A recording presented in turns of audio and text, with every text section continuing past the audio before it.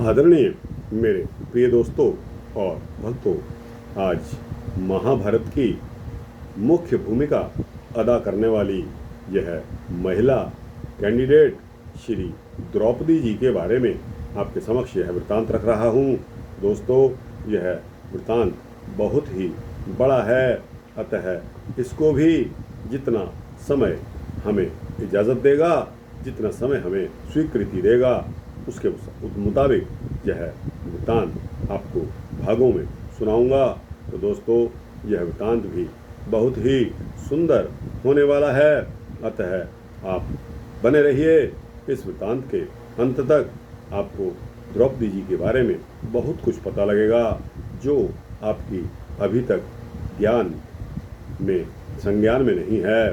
तो दोस्तों, आइए इस वृत्तांत को शुरू करने की इजाज़त दीजिए।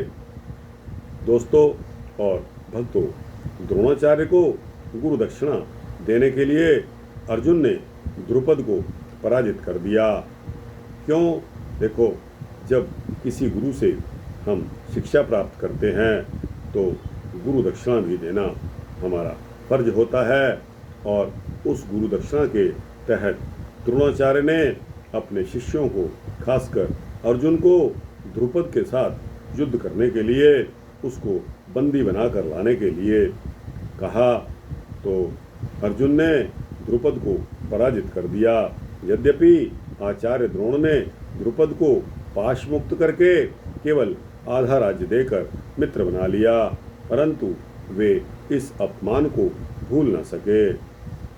द्रुपद ने द्रोण से बदला लेने के लिए यज्ञ करके संतान प्राप्ति का निश्चय किया।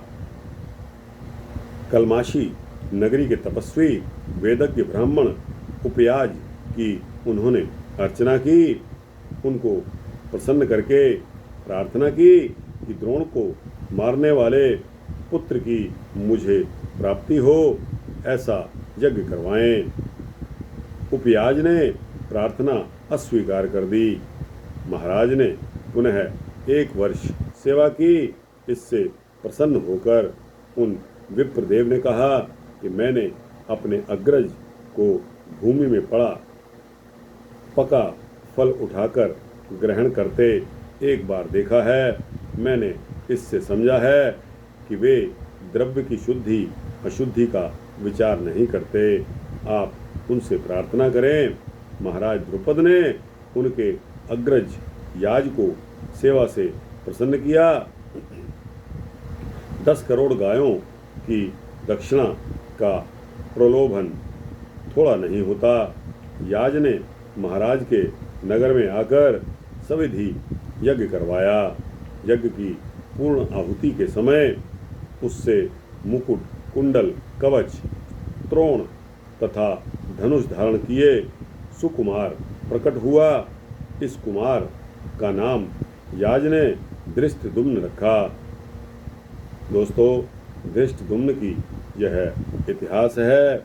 महाभारत के युद्ध में पांडव पक्ष का पूरे युद्ध में यही कुमार सेनापति रहा। यज्ञ कुंड से एक कुमारी भी प्रकट हुई थी। वह युवती थी, उसका वर्ण श्याम था। उसके सम्मान रूपवती दूसरी स्त्री हो ही नहीं सकती। उसके शरीर से प्रफुल्ल नील कमल की गंध निकलकर कोस भर तक दिशाओं को सुरभित कर रही थी। वर्ण के कारण याज ने उसका नाम कृष्णा रखा। इस रूप में ऋषि कुमारी गुणवती अग्निवेदी से प्रकट हुई थी और महाकाली ने अंश रूप से क्षत्रिय विनाश के लिए उनमें प्रवेश किया था। महाराज द्रुपद की महारानी ने याज से प्रार्थना की कि ये दोनों मुझे ही माता समझें, और याज ने एवमस्तु कह दिया। दोस्तों, इसके आगे के वृत्तांत में एक चक्रा नगरी में ही पांडवों को अपने आश्रयदाता ब्राह्मण से ज्ञात हुआ कि महाराज द्रुपद अपनी पुत्री का स्वयंवर कर रहे हैं। भगवान व्यास ने आकर आदेश दिया कि उसे स्वीकार कर पांडव ब्राह्मण वेश में पांचाल पहुँचे वहाँ वे एक कुम्हार के घर ठहरे। स्वयंवर सभा में भी वे ब्राह्मणों के साथ बैठे। उनके वेश ब्राह्मणों के ही समान थे। महाराज द्रुपद ने सभा भवन में ऊपर एक यंत्र बना रखा था। यंत्र घूम रहा था। उसके मध्य में एक मत्स्य यानी कि मछली बनी थी। नीचे तेल का भरा हुआ कड़ाहा था। तेल में छाया देखते हुए घूमते चक्र के मध्यस्थ मत्स्य को 5 बाणों से मारना था। जो ऐसा कर सकेगा उसी से द्रौपदी के विवाह की घोषणा थी। इस कार्य के लिए जो सुदीर्घ धनुष रखा था वह इतना कठोर, इतना भारी था कि वे बहुत से राजा तो इसे उठाने में ही असमर्थ रहे। जरासंध, शिशुपाल, शल्य उस पर ज्या चढ़ाने के प्रयत्न में दूर गिर पड़े। केवल कर्ण ने धनुष चढ़ाया। वह बाण मारने ही वाला था कि द्रौपदी ने पुकार कर कहा कि मैं सूत पुत्र का वर्ण नहीं करूंगी। अपमान से तिलमिलाकर सूर्य की ओर देखते हुए कर्ण ने धनुष को रख दिया। राजाओं के निराश होने पर अर्जुन उठे। उन्हें ब्राह्मण जानकर विप्र वर्ग ने प्रसन्नता प्रकट की। धनुष चढ़ाकर अर्जुन ने मत्स्य भेद कर डाला। द्रौपदी ने जयमाल डाली। राजाओं ने एक ब्राह्मण से द्रौपदी का विवाह होते देख द्रुपद और पांडवों पर आक्रमण कर दिया। अर्जुन ने धनुष चढ़ा लिया। एक वृक्ष लेकर भीमसेन उनके ऊपर टूट पड़े। अर्जुन से युद्ध करके कर्ण ने शीघ्र समझ लिया कि वे अजेय हैं। उन्हें ब्राह्मण समझकर वह युद्ध से हट गया। उधर भीम ने शल्य को दे पटका। इससे सभी नरेश युद्ध से अलग अलग होने लगे। श्री कृष्ण ने पांडवों को पहचान लिया। अतः उन्होंने समझा बुझाकर राजाओं को शांत कर दिया। माँ, हम एक भिक्षा लाए हैं। द्रौपदी को लेकर घर पहुँचने पर अर्जुन ने कुछ ऐसा कहा, 5 भाई उसे बांट लो। बिना देखे ही घर में माता कुंती ने ऐसे वो वचन बोल दिए। कुंती ने बाहर आकर देखा तो द्रौपदी खड़ी थी। उसको माता कुंती को बहुत पश्चाताप हुआ। वे युधिष्ठिर से अनुनय करने लगी कि मैंने कभी मिथ्या भाषण नहीं किया है। मेरे इस वचन ने मुझे धर्म संकट में डाल दिया है। बेटा, मुझे अधर्म से बचाओ। धर्म पूर्वक तुमने पांचाली को प्राप्त किया है, अतः तुम इससे विवाह करो। धर्मराज ने अर्जुन से कहा, द्रौपदी के साथ आपका विवाह ही उचित है। अर्जुन ने नम्रता पूर्वक प्रतिवाद किया। युधिष्ठिर ने देखा कि सभी भाई द्रौपदी के अलौकिक सौंदर्य पर मुग्ध हैं। सभी उसे प्राप्त करना चाहते हैं। उन्होंने कहा, माता के सत्य की रक्षा के लिए हम 5 भाई इससे विवाह करेंगे। यह महाभागा हम सबकी समान रूप से पत्नी होगी। श्री कृष्ण ने आकर पांडवों से साक्षात्कार किया और उनसे सत्कृत होकर द्वारका चले गए। महाराज द्रुपद ने पांडवों के पीछे पीछे धृष्टद्युम्न को भेजा था।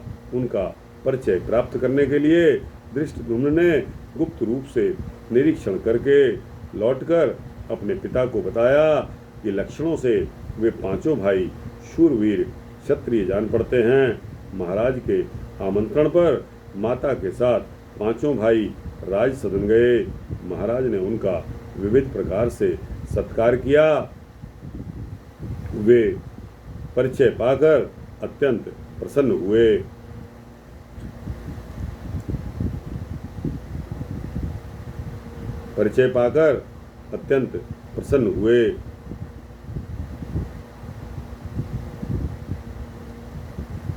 धृष्टद्युम्न ने गुप्त रूप से निरीक्षण करके लौटकर अपने पिता को जो बताया वह सत्य था। महाराज ने उनका विविध प्रकार से सत्कार किया। वे परिचय पाकर अत्यंत प्रसन्न हुए। उनकी चिर अभिलाषा थी कि उनकी कन्या अर्जुन को प्राप्त हो। पूर्ण जो हुई द्रौपदी पांचों भाइयों की पत्नी हो गई। यह एक धर्म और समाज के विरुद्ध बात थी जो किसी प्रकार द्रुपद को स्वीकार नहीं थी। भगवान व्यास ने आकर द्रौपदी के पूर्व जन्म का चरित्र उनको बताया और समझाया। महाराज द्रुपद ने स्वीकार कर लिया। विधि पूर्वक क्रमशः एक एक दिन पांचों भाइयों ने पांचाली का पानी ग्रहण कर लिया। चरों द्वारा सभी राजाओं को पता लग चुका था कि लाक्षा भवन से पांडव जीवित निकल गए हैं और द्रुपद राज कन्या का विवाह उन्हीं से हुआ है।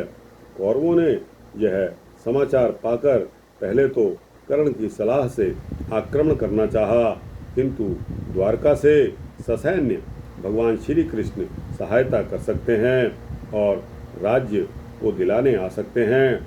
श्री भीष्म पितामह के यह समझाने पर धृतराष्ट्र ने विदुर को भेजकर सम्मान पूर्वक उन्हें बुला लिया।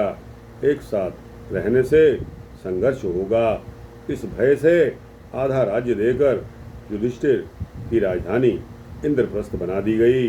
माता कुंती के साथ पांडव जाकर इंद्रप्रस्थ रहने लगे।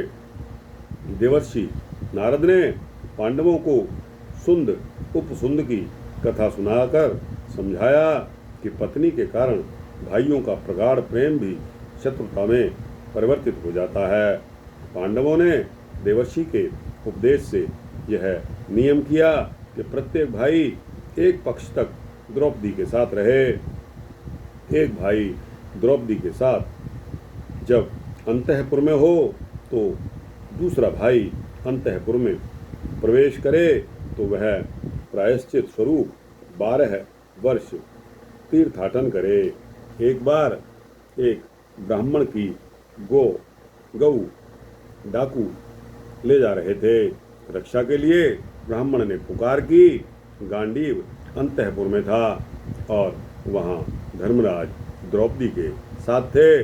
अर्जुन ने गांडीव लाकर गऊओं की रक्षा की और नियम भंग कर दिया।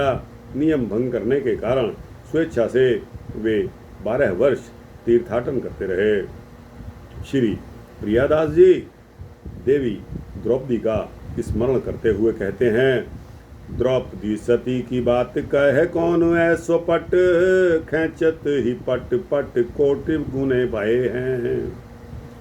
द्रौपदी सती की बात कहे कौन ऐसो पट, खेचत ही पट पट कोटि गुने भये हैं।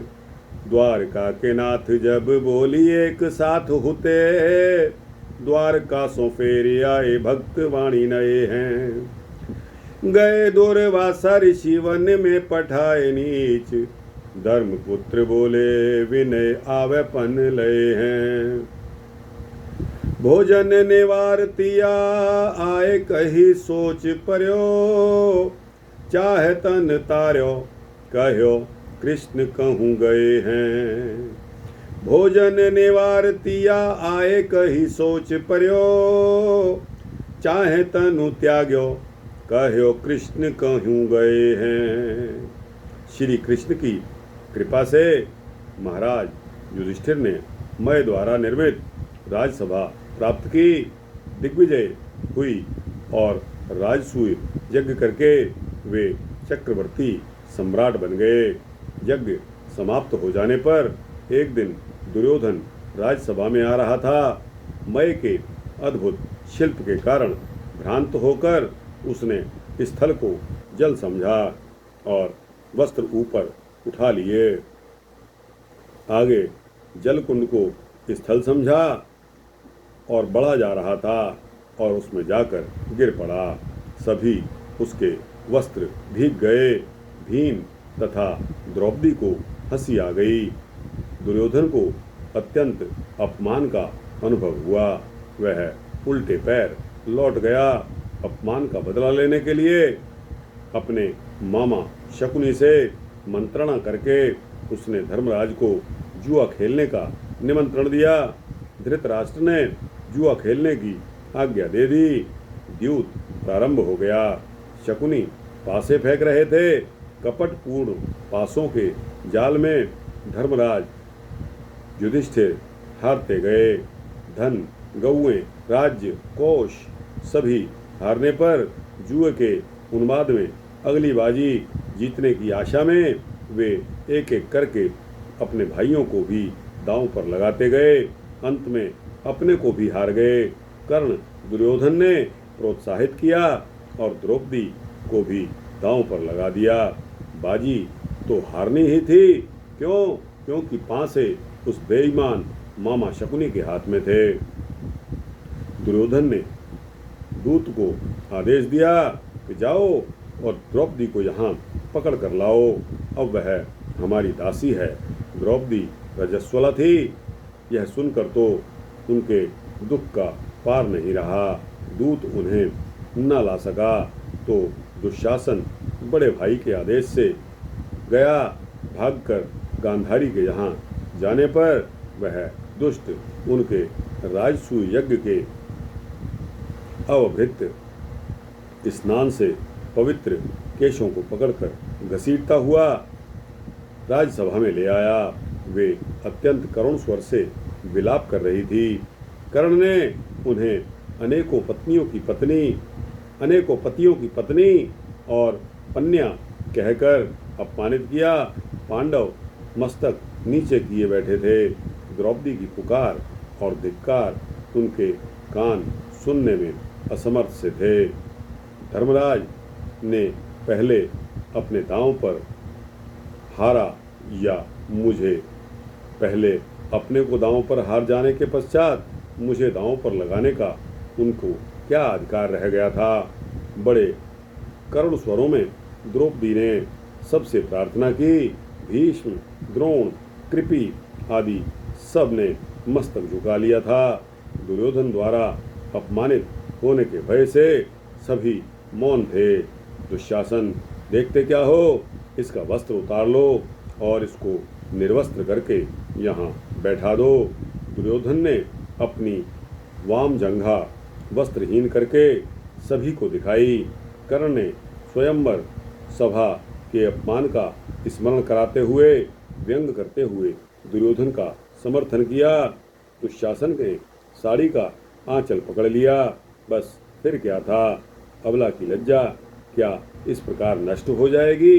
द्रौपदी ने कातर होकर सभी तरफ देखा। सबके मस्तक झुके हुए थे। कर्ण प्रोत्साहन देता चला जा रहा था। हाथों से वस्त्र दबाने का प्रयत्न व्यर्थ था। अबला के हाथ कहाँ तक उन्हें रोक सकते थे।